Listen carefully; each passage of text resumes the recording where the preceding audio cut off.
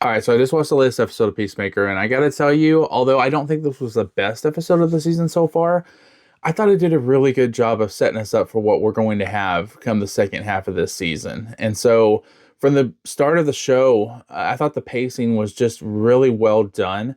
Like, I never felt like there was any lulls, although there also wasn't any like big action sequences or things like that. Like, you had the fight between the little Kung Fu Bulbasaur and Chris, which was pretty good.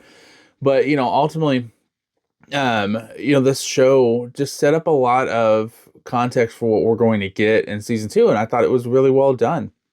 I thought the banter between the what's again the little Kung Fu Bulbasaur was the line of the show for me, but between him and Ginger Cool, I thought that banter back and forth was really good, and I think that when this show is hitting on all cylinders, it's not the action that separates it, it's not the gore, which I mean we all can appreciate.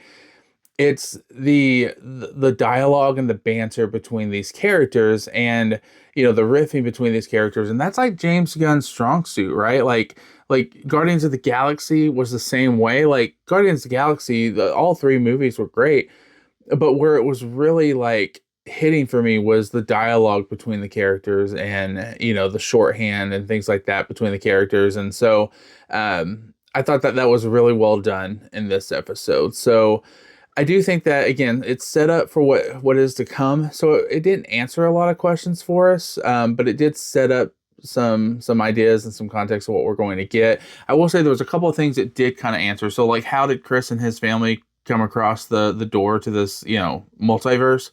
We got that answered. It found a random alien while we were hunting. Whatever. Okay, that's fine. But then also it also like kind of talked a little bit about what's his name, I don't remember the character's name, but the one that the eagle hunter, like what his purpose was, because last episode, like, it really didn't have a whole lot there for him to do, but this episode you clearly see like he has superpowers, and what that means for Eagly being able to find them and hunt them down, that kind of stuff. So I thought it did a really well, really good job just kind of setting up what's to come for the second half of this season, and what can expect. So again, overall, was it the strongest episode? No. But I thought the humor hit, I thought the dialogue hit.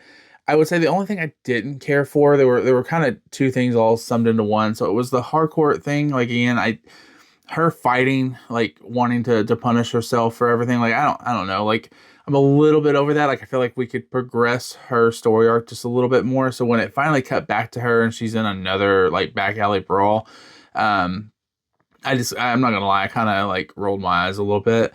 But I will say also, if you look at that scene, um, when she picks herself up, there's a beer bottle that she picks up, and I'm like, oh, she's going to, break it, try to stab this guy or whatever. She just throws it on the ground, like out of I don't know. It was weird. Like, it seemed out of place to me. So anyways, my thoughts on Peacemaker, the latest episode of Peacemaker, I thought this is a really good episode. Like, this show is hitting on all cylinders, and if they can continue this pace and continue to knock it out, like, we're going to have a show that rivals Peacemaker season one, and that was such a great episode, such a great season of TV. So I'm in for it.